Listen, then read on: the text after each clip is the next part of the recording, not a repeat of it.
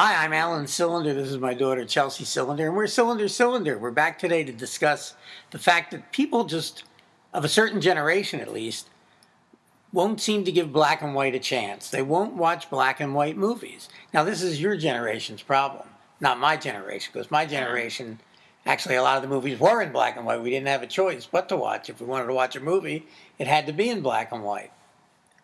Yeah, I think unfortunately that's the case. I'm not like that personally because I'd say if you go through my list of favorite movies, half of them are in black and white. But I think it has to do with the fact that people now who go to the movies, and I don't want to make like a huge generalization, but I just... You can. Well, I know I can, but like... In general, I think a lot of the people who go see movies are looking to watch something that doesn't take very much thought and that they can just watch a bunch of special effects and things that look really cool. A lot of the black and white movies don't have that, and I think they associate black and white movies with like really old movies that maybe they can't really relate to. But I think as a result of that, they don't really give them a chance, and so many of them are so great and worth watching. Black and white composition and the light and shadow effect of black and white is so striking compared to the special effects that they're looking for in and the explosions and things like that. There's a real art to black and white cinematography, and obviously it's their loss to not see this stuff. I definitely. No, go. I definitely agree with that. I think that with the special effects, there's something there that's like a spectacle that they can't get in everyday life, and that's why they want to go to the movies and be like, oh my god, like look at this is so cool.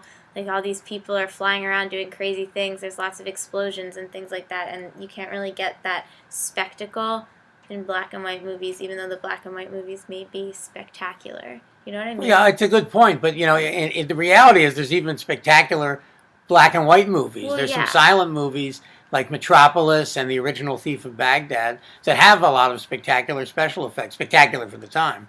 Mm-hmm. Anyway, they obviously can't compare it to the things that they can do in film today. But they'd be missing, well, they probably would, you'd never be able to get them to watch a silent movie, probably. Yeah. And I've shown you a lot of silent movies that you've liked. I really like silent movies. I actually know somebody who I went to school with who said that she would just not watch a silent movie because she just thought that she'd be really bored and just has no interest in watching it. But really, silent movies can be really entertaining, I think. You've watched Chaplin, you've watched Keaton. I love Chaplin. Yeah, Keaton's good. It's sad to miss out on this stuff. Another demographically speaking, they claim that the people who have an aversion to black and white, when they're running around the remote, the reason TV stations don't even want to program black and white is because when you're flipping around on your remote, through the channels, of which there are millions of channels these days, every time a black and white image hits, they would automatically skip that. Is that like an actual study? That's a complete study, and they wouldn't even give that a chance. So because advertisers don't want you flipping off, they want you to, maybe if you're flipping around the dials, they want you to see something that you'll like and stay on that station. There's a reluctance to even program black and white. Obviously, places like Turner Classic Movies program a lot of black and white because there's great black and white movies.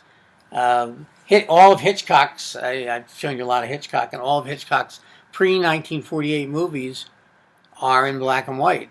And Psycho... The post ones are in some of them are. Psycho, which is his most famous movie, and which actually appeals to young moviegoers because it has a timeless effect. It's a very contemporary movie that doesn't seem to age. It doesn't play like an old movie, and it's a great movie.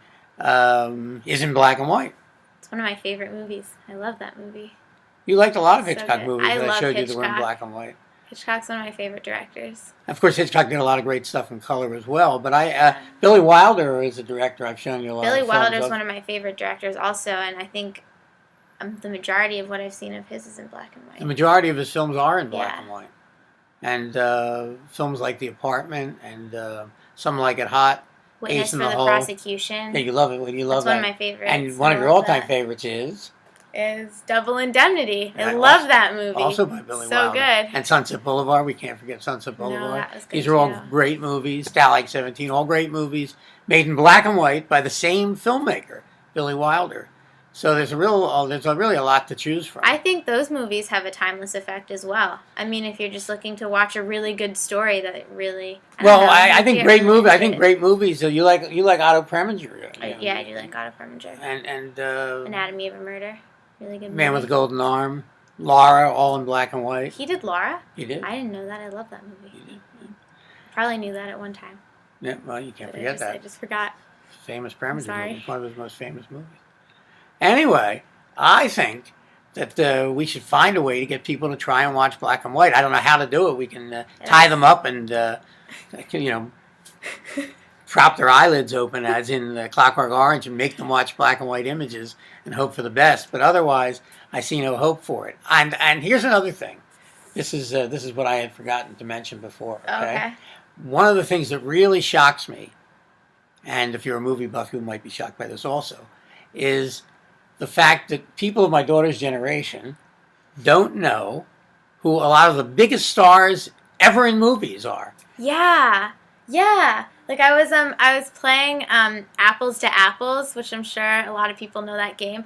But basically, I don't know that game. You don't know Apples to Apples? I don't think so. I got to teach you Apples to Apples. But so you would pick up a card, and somebody who I was playing with picked up a card, and they showed me the name of the card, and they were like, "I don't know who this is. Do you know who this is?" And it was Grace Kelly. I was just like, how do you not know who Grace Kelly is? I mean, she was a princess in addition to being a movie star. Another one was Clark Gable. They didn't know who that was either. Yeah, when you told me that, I found that shocking because it seems like everybody has seen Gone with the Wind, and that stars Clark Gable. I think Grace Kelly is even more shocking, though, than Clark Gable. To me, Clark Gable more so than Grace Kelly, but both would be shocking. It's unbelievable. I know someone that's never seen a film with Cary Grant in it. I mean, he made so many movies, and so many are great. How can you not have seen a movie with Cary Grant in it? Everybody seems to know Marilyn Monroe, but that's about where it begins and ends, I think, with old-time movie stars. I mean, do people know William Holden? Do they know Gary Cooper? I don't think so. I mean, I think they know some of the directors. Like, I think everybody knows Hitchcock. And that's where that might end also. Yeah. Would they know John Ford? Would they know Howard Hawks? No. Only if they're real movie buffs, maybe. Well, they might, but they might also know people like Judy Garland, also maybe. I would hope. John Wayne, probably. Yeah, but otherwise, and a lot of these great people did their work in black and white, so it's a real conundrum, and we don't know how to fix it. That's all I have to say on the subject of black and white. If you have any thoughts, contact us. Yes, please, because we need to hear from you. We need to keep black and white alive. I might add that there's a new movie coming out, which I've had the pleasure of seeing, that is in black and white and CinemaScope, and it's Alexander Payne's new movie, Nebraska, a terrific movie. And let's not forget The Artist. The Artist was in black and white, silent. and a silent movie. Yeah. So there's still some hope, but not much. So until next time, this is Alan Cylinder. And Chelsea Cylinder. Saying thank you for Cylinder. And Bye. keep watching.